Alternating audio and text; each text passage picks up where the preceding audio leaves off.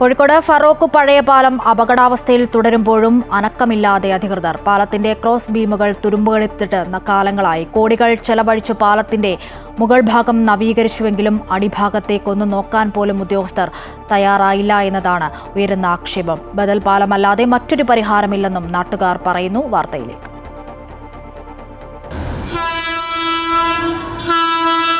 നിരവധി വാഹനങ്ങൾ ദിനംപ്രതി കടന്നുപോകുന്ന ഫറോക്ക് പഴയ പാലത്തിന് 142 വർഷത്തെ പഴക്കമുണ്ട്. 1883 ബ്രിട്ടീഷുകാർ പണി കഴിപ്പിച്ച പാലം ഇപ്പോൾ അപകട ഭീഷണിയിലാണ്. ഫറോക്കിനെയും ചാലിയാറിനെയും ബന്ധിപ്പിക്കുന്ന പാലത്തിന്റെ ഗർഡറുകളോട് ചേർന്ന ക്രോസ് ബീമുകളാണ് തുരുമ്പെടുത്തിയിരിക്കുന്നത്. ഗർഡറുകൾ തൂണുകളിൽ ബന്ധിപ്പിക്കുന്ന ഭാഗത്തെ കവചവും തുരുമ്പെടുത്ത അവസ്ഥയിലാണ്.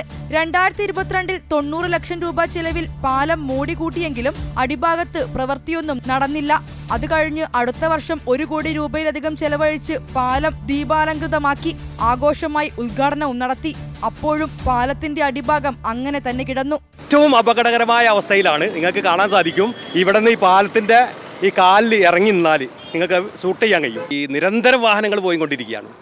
ഈ സന്ദർഭത്തിലും അടിയിലെ ഭാഗം ഇങ്ങനെ ദ്രവിച്ച് കിടക്കുന്നത്, ഏത് അവസരത്തിലും ഇത് തകർന്നു വീഴാൻ സാധ്യതയുണ്ട്.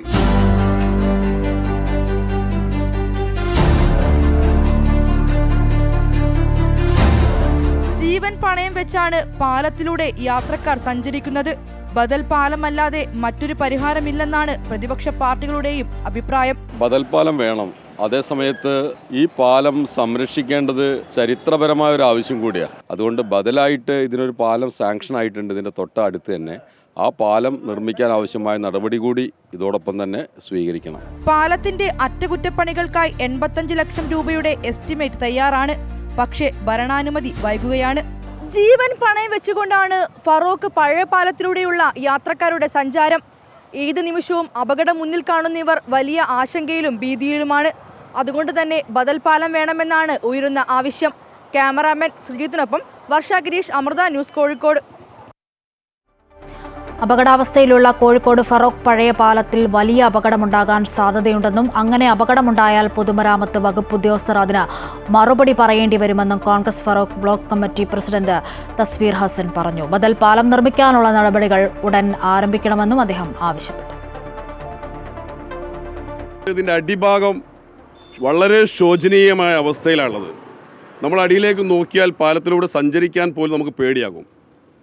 ഇവിടെയുള്ള മത്സ്യത്തൊഴിലാളികൾ, ഇവിടുത്തെ മണൽ തൊഴിലാളികൾക്ക് നിരന്തരമായിട്ട് ഈ വിഷയം എല്ലാവരുടെ ശ്രദ്ധയിൽ കൊണ്ടുവന്നതാണ്. പക്ഷേ നമ്മുടെ PWD ഇതിൻ്റെ അടിഭാഗത്തേക്ക് നോക്കുന്നില്ല. ഇതിൻ്റെ ഉദ്യോഗസ്ഥർ വലിയൊരു അപകടം നടന്നു കഴിഞ്ഞാൽ കൃത്യമായിട്ട് മറുപടി പറയേണ്ടി വരും. ബഹുമാന്യനായ കോഴിക്കോട് MP ശ്രീ MK രാഘവേട്ടൻ ഇതിനു വേണ്ടി ഒരു വലിയ ഫണ്ട് കൊണ്ടുവന്നിട്ടുണ്ട്. അത് നമ്മുടെ PWDയുടെ ഈഗോ കാരണം ഇതുവരെ അതിൻ്റെ മറ്റു കാര്യങ്ങളിലേക്കൊന്നും കടന്നു പോയിട്ടില്ല. അപ്പോൾ അതുകൊണ്ട് ഞങ്ങൾക്ക് പറയാനുള്ളത്, അടിയന്തരമായിട്ട് പുതിയ പാലം വേണം. ഇവിടെ ഒരു പുതിയ പാലം വരുന്നതുവരെ കോൺഗ്രസ് പാർട്ടി സമരത്തിലുണ്ടായിരിക്കും. മാത്രമല്ല ആയിരക്കണക്കിന് വാഹനങ്ങളാണ് ഇന്ന് എറണാകുളം സൈഡിലേക്കൊക്കെ എളുപ്പം പോകാൻ വേണ്ടി വാഹനങ്ങൾ എത്തിച്ചേരുന്നുണ്ട്. അതുകൊണ്ട് ഈ നാട്ടുകാർക്ക് വേണ്ടി കോൺഗ്രസ് പാർട്ടി നിരന്തരമായി ഈ വിഷയത്തിൽ സമരത്തിലുണ്ടാകും. കൂടുതൽ വിവരങ്ങളുമായി വർഷയുണ്ട് കോഴിക്കോട് നിന്നും. വർഷ, നിരവധി വാഹനങ്ങൾ ദിനംപ്രതി കടന്നുപോകുന്ന ഒരു പാലത്തിന്റെ അവസ്ഥയാണ് നമ്മളിപ്പോൾ കണ്ടത്. കോടികൾ ചെലവഴിച്ച് പാലം മോടികൂട്ടിയപ്പോഴും പാലത്തിന്റെ അടിഭാഗത്ത് യാതൊരു പ്രവൃത്തിയും നടത്തിയിട്ടില്ല എന്നത് ശ്രദ്ധേയമാണല്ലോ.